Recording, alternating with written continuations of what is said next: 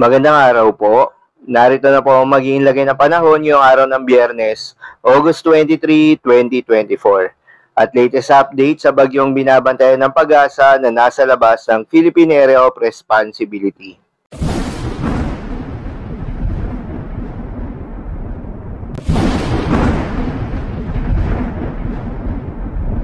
Sa kasalukuyan na tayo sa Pag-asa, itong easterlies o yung mainit na hangin galing sa karagatang Pasipiko ay patuloy pa rin nakakaapekto sa may eastern section ng ating bansa. Kaya naman asahan na magiging maulan sa may eastern section ng ating bansa.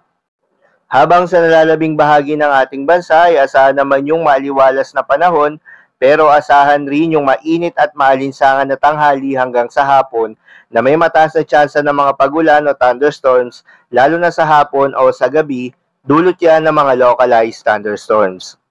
Samantala, yung binabantayan ng Pag-asa na bagyo na nasa labas ng Philippine Area of Responsibility na may international name na Shanshan, nasa tropical storm category ito at huli itong namataan ng Pag-asa sa layong 2,085 kilometers east of Central Luzon.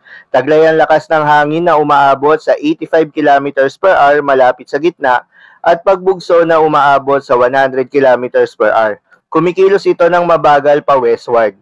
Nananatiling malayo ito sa ating kalupaan, kaya naman asahan na wala itong direktang epekto sa ating bansa, maliban lamang sa hatakin nito ang habagat habang papalayo sa ating bansa.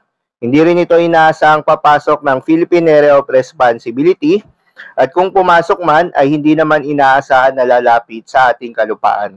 Para naman sa ating long-range forecast at pinapakita ng forecast model na ating ginagamit, bukod sa bagyo na binabantayan sa labas ng Philippine Area of Responsibility, ay wala naman ang namamataan na bagyo na maaaring tumawid sa ating kalupaan sa susunod na 3 araw. Posible 2 o 3 bagyo ang maaaring pumasok o mabuo sa loob ng Philippine Area of Responsibility ngayong buwan ng Agosto. Para naman sa magiging lagay ng panahon ngayong araw ng Biyernes, asahan sa buong bansa ang mainit at maalinsangan na tanghali. Ngunit pagsapit ng hapon o gabi ay asahan naman yung bahagyang maulap hanggang sa maulap na kalangitan na may kalat-kalat na mga pagulan o thunderstorms. Dulot yan ng mga localized thunderstorms.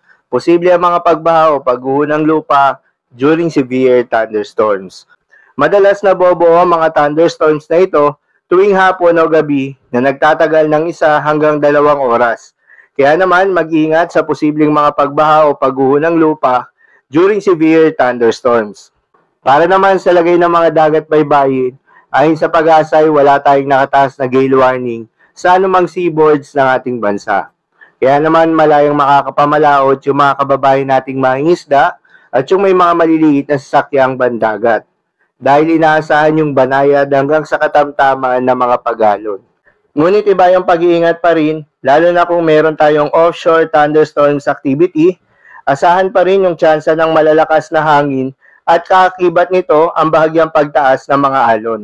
So, ilamang po para sa lagay ng panahon ngayong araw ng Biyernes. Keep safe everyone.